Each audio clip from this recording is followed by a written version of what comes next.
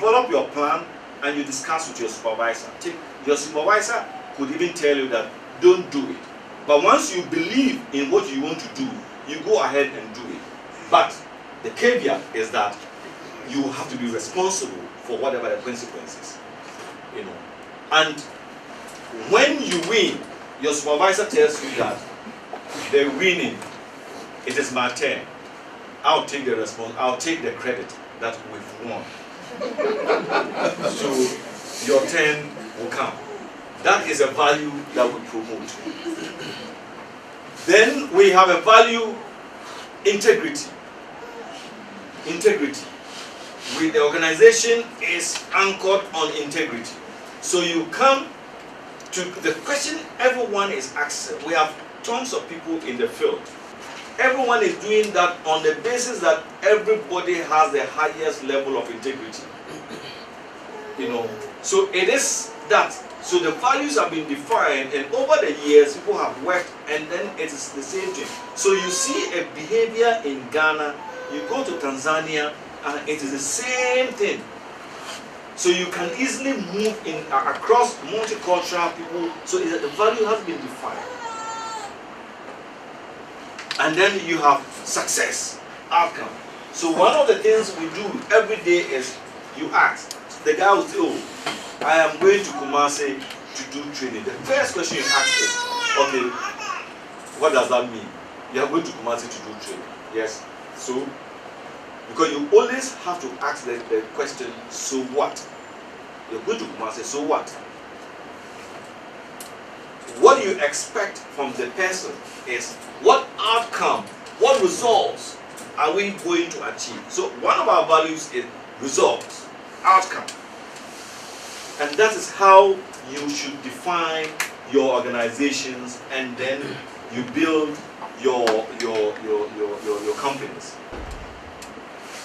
Now, effective organizations identify and develop a clear, concise, shared meaning of values, priorities, so that everyone understands and can contribute. And this is the system that I was just describing to you, that it's been defined and is there. So unlike I've gone to other organizations where you go and people are signing. You enter the organization, they're going to work and they sign or they clock out. It doesn't exist. But you may be sitting in your corner and thinking that nobody is binding you. So today you come to work and then you are idling. It's being noted. Nobody is tracking you on that, because we all believe that there is that integrity, there's outcome, there's results, and success means we've achieved, and then people are taking risk and that. So it's all clear in the organization. And for us, SME, new companies, or expanding companies, we need to develop that value system. So the person walks into the organization and he knows that, look, this is a system. Now, as we go, I'm sure in some of the models that we'll be discussing here, these issues of values, the question is now, we're using value. What does it mean? But at a higher level, we will see how they translate into systems, effective systems within the organization. So, once defined, values impact every aspect of your organization. And I've just described how values have to be developed. So everybody holds onto that. So you are allowed, the issue of a risk, you are allowed to do whatever you want to do. That is within, that law. So you take a calculated risk. By the time you are going to do it, and then you've won. On a few occasions, people fail. So effective leader will support and nurture this to impact the process of identifying values. People will feel fooled and misled unless they see the impact of the exercise within your organization. So if you don't see the impact, then you think that, look, this is really not anybody's business. Can we as a class tell some of the words that describe values, or some things that we call values? What are they? In our everyday language, in our organizations, in our homes, what are these values? Yes? Yes. On Honesty. Yes. Chastity. Yes. Respect. Yes. What do you have? Courtesy. Yes. Integrity. Trust. Customer first. Passion. Reliability. Accountability. Teamwork. You know, so these are the things that, you know, we all call values. So what do you think they all do? Now take your businesses and look at them, a business as that organic being. That is a living being. And then all these things we've used. Customer first. Customer first is to shape people's life, to know how to deal with customer. So you go, the customer is misbehaving, but you know that who is taller than me here? You are taller than me here. There's a common saying that when you are dealing with a short man, or the guy is behaving like that because he's short. Why? His heart is closer to the ground. But the guy's heart is closer to the ground, and then you can see that he's getting angry. But the value system, the belief system in the organization is customer first. So he's like that, and then he cannot walk away by just looking at the customer and shaking his head and taking notes, and then he'll come and do what? That is the type of organization or the values you want to develop. So if you say customer first, that is what it means. Respect. Respect for your customers and respect for your co-workers. Even customer first. You stretch it. You have internal customers. You have internal customers and you have the external customers. So you are respect. So it means you think of it very broadly. Most of the time you see like this customer first. You go and the guy has written customer first, and he's dealing with the customer, the external customer on that customer first basis. And then when it comes to the internal customer, he doesn't know. He thinks that they are his co-workers, but he doesn't translate that customer first to that. So that is what we have to do in our organizations, and then we see what these are. Now, look at some of the examples of values. Accomplishment, accountability, which we mentioned, accuracy, ambition, challenge, collaboration, compassion, competence, diversity, discipline, order. There are 1,001 values. It goes like that. So which of them are you using in your organizations? Kofi Amwabi, which we all know. People know him as Mr. No Nonsense. Can we say that is a value? I see it as it's a value. It's a value. Now, if you take some of these values and you look at it, you look at them critically, that is, he wants you to respect your agreement. Sure. So talking respect your agreement. I'm dealing with you and respect the agreement. Now, for him, people call him is a no nonsense, but I'm sure on his other side of life, when you meet him outside of that engagement, he is that person you are like, is that the man you keep talking of? So that is within the work context, he wears a different hat. Sometimes you people bring in certain values, sub cultural or suboptimal values, and now there are certain belief system in the organization that tends to neutralize that, and you see that no, you are not a fit. But there are certain times that people also come with superior values that are very ideal, and these values are not, and then you also find it very difficult to fit, or the organization finds you, But there are one or two people who see that no, this guy has excellent values. These are the value system and the belief system we want to develop. Yeah, there are two ways of looking at it. It depends on whether it is a grown organization or it is a startup. If it's a startup, more often than not, it is the values that the owner or the top people bring that shapes the culture.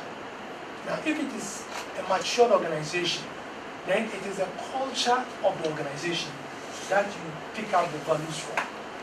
And so it's not one way of it, but as we say, they are all evolving. And so you have to, as leaders, as owners, you have to be watching out to evolve that value over time. So values are not supposed to be sacrosanct, because you move depending on the maturity of your organization. Basically, that's what values are. That is why you don't, when you're developing a business plan, you just don't decide that you not put values in there. You have to know where you are before you then put the values. Because, if, like you said, if you are doing computers, if you're sitting there talking to computer, it's different from selling to people. And so the value that you may cherish as a computer software may not be the same as somebody who is selling microfinance. Yeah. But I wanted to make a point on the, it's interesting, Captain Wabin is on the table.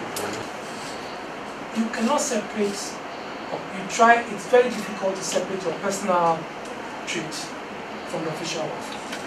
One of the key things that you have to do is make conscious efforts to do that. Okay. Now, if you can't, then you find a strategy. That is part of the strategy development. When UT moved from savings and loans to become a bank, they realized that one of the difficulties they realized that they could not use the same approach. And if you realize, then they began to bring forward the face of the lady. Yes, because in banking, you can't go in the night and throw stones on somebody's roof and expect that the person will come back. It won't happen. So again, depending on the spectrum you are, but I want to. There's a guy called Jim Collins. You should go and look for his book to read. But he's also written an article on describing your values. And for companies, whether you are 2 people, 3 people, one of the things he recommends is that it's not everybody, it may not even be your second in command. If your second in command is like what we say, he's the one who bulldozes his way, you don't use him to develop the values of the system. And one of the things you have to bear in mind, critical, is that it is very difficult to change people's values. It's very difficult. And therefore, when you want to develop a value system for a whole organization, one, if you have more than 3, 4, 5 employees, get the staff involved. And how do you choose it? Choose a hardworking staff. Not just hardworking, but people who are respected for the outputs. And then let them brainstorm, come out with what, and there are questions that he has put there, that once they come out with these things, you begin to ask them those questions, and then you narrow it down. And through that process, you come out with values that in a big organization, and because the levels are different here, if you have an organization that is say 5, 6 years, you don't develop the values in 1 week. If you're going to do your business plan, like this process that you're going, you use that process 2, 3 weeks, 6 weeks, then you grind it and you ask questions over time, and you realize that this is core to us. Again, you shouldn't have 10 values. It's of no use. It should be limited to a number 3, 4, 5 that you can live with. And so then it becomes. Thank you. So you are looking at how to get into your values, you develop them, and then you are now getting into your vision. So it says what? Vision without action is daydream. Action without vision is a nightmare. So you need a vision for your statement and your organization. So what is the process of doing this? And what is all this vision statement that people want everyone to put it on paper, and then you go, these days you go to some organizations, the vision is this. As soon as you enter, now the vision statement. To develop that, don't just sit down and say that. Involve, day one you would have started something and then you put something down. You started a business from your bedroom, so you put something down. But the following day you need somebody, and most often, all of us sitting here, the businesses we've started, at least there's always somebody, one person somewhere. Either the first person you employ is a person who you sit down and say, look, this is the way we should do it. And the person says, yes, let's look at it like that. And that is the visioning process. Until you could change as you move along. You could change depending on the circumstances. You cannot say today, we TechnoServe, we've been in existence for 45 plus years. And we've changed our vision statement several times. Even this thing we call business solution to poverty, it used to be called helping something enterprises. And our color was green. Some green. Green and black. Yes. And then we moved from that process into that thing that looked like this one. This was a developed world, and this was a developing world. So this was the developing world, and then this was the developed world. So they were trying, our work as TechnoServe was trying to bridge the gap between this and that. That was what that meant. Now, over time, what has happened? Now you see our, where can I get our logo? Yeah.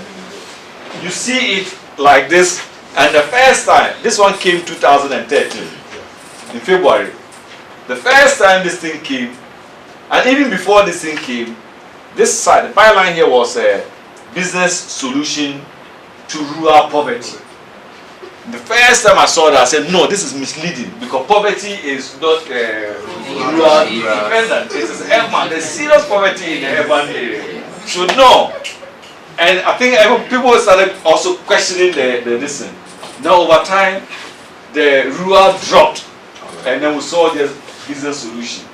And then you now have this thing coming. Now, what is this? This is a new beginning. This is a leaf. You know, when the leaf starts, it starts like this. So it's new beginning.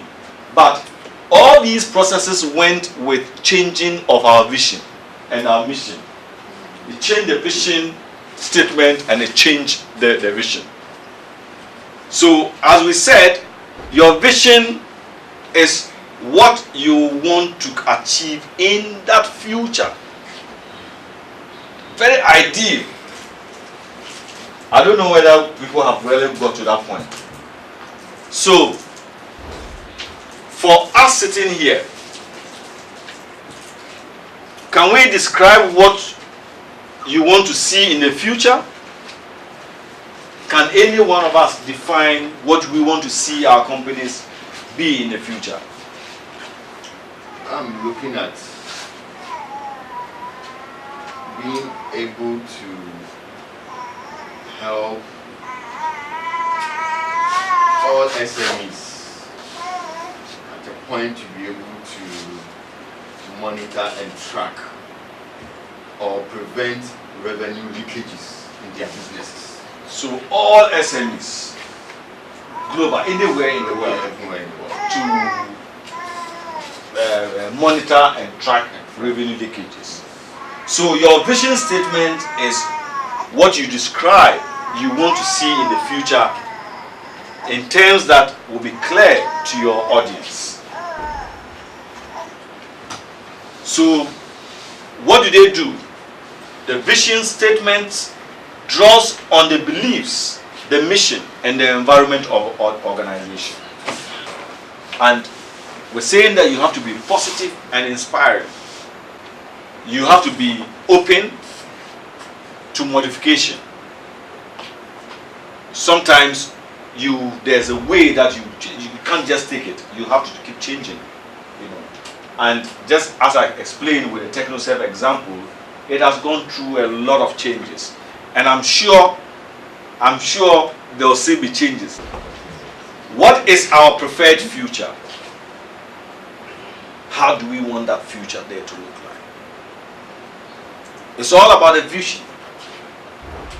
So examples, Ford Motors, to become the world's leading consumer company for automotive products and services. So they made it several years ago. Western hotels, year after year, Western and its people will be regarded as the best and most sought after hotel and resort management group in North America. Microsoft, there will be a personal computer on every desk running Microsoft software, which is now not even just this thing, because now they've gone to the point where Apple and Microsoft, there's that now they are all friends, cousins, where Office software can now run on Mac. So you see, at the time they were doing this, they never foresaw this thing a few years ago. So you have cargo. Our purpose is to be the global leader in nourishing people. So you have 1,001 examples of what is Caterpillar, be the global leader in customer value. So these are some examples of visions that you can begin to look at. Something that can, I like the Microsoft thing. So you fight and know that yes, in the next foreseeable future, all households in Ghana will use all the products we have here. So our collective vision, next several years to come, all households in Ghana, this is what we'll be using in our houses. That is the type of thing we want to see. And the vision of ENGINE is to train and develop emerging business leaders in Ghana.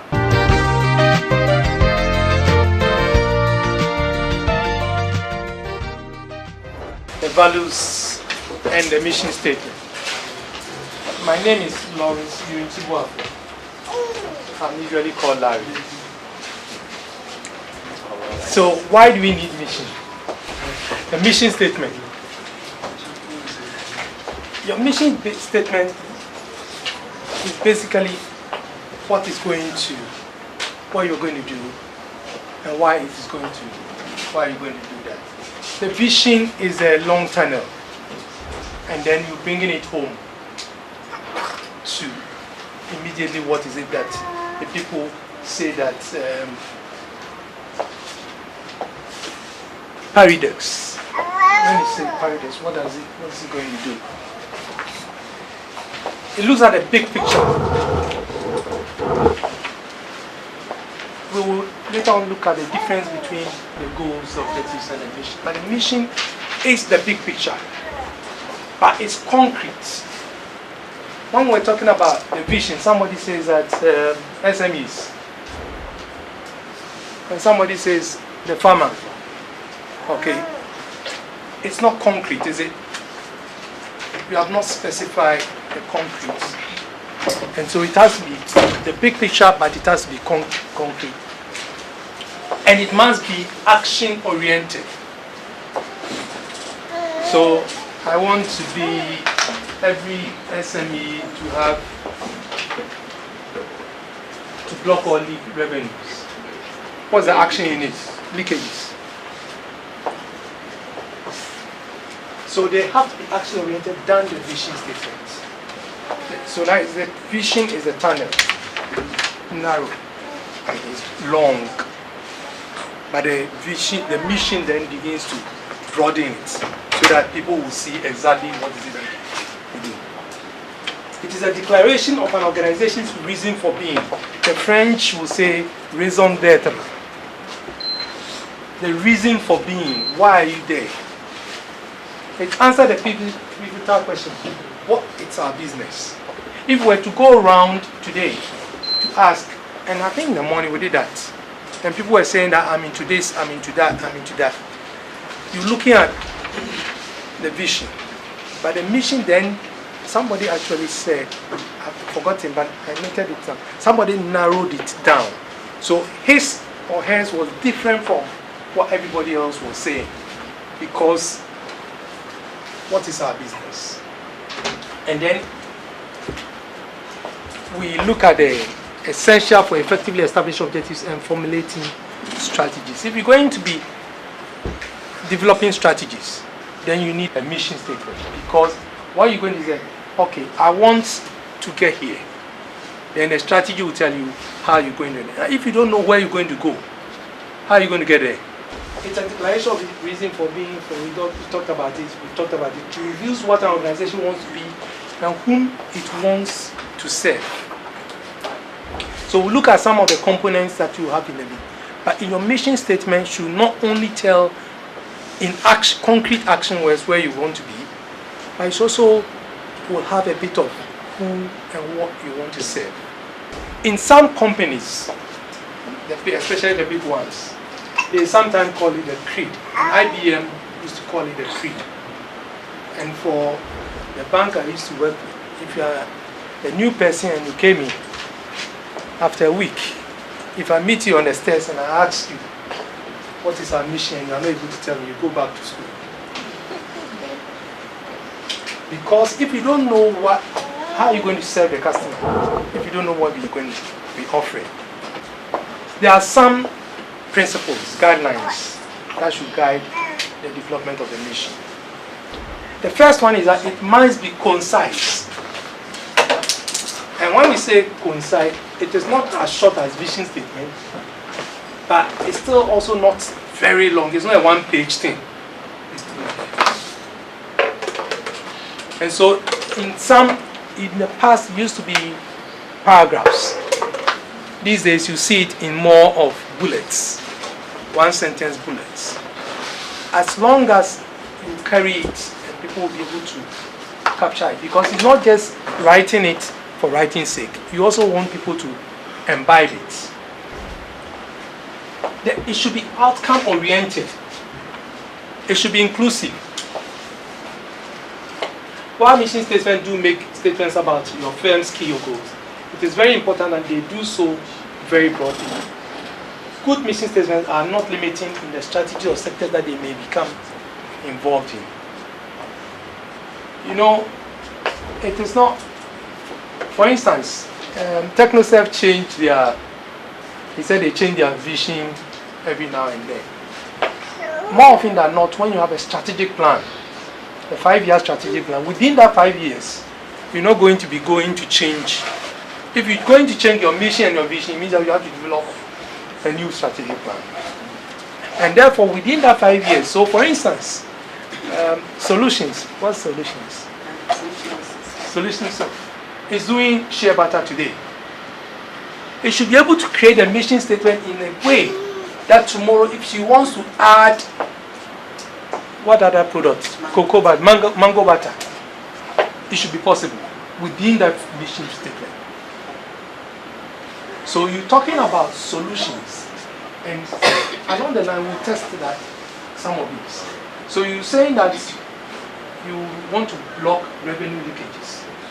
Have you also talked about the fact that you also want to control inventory theft?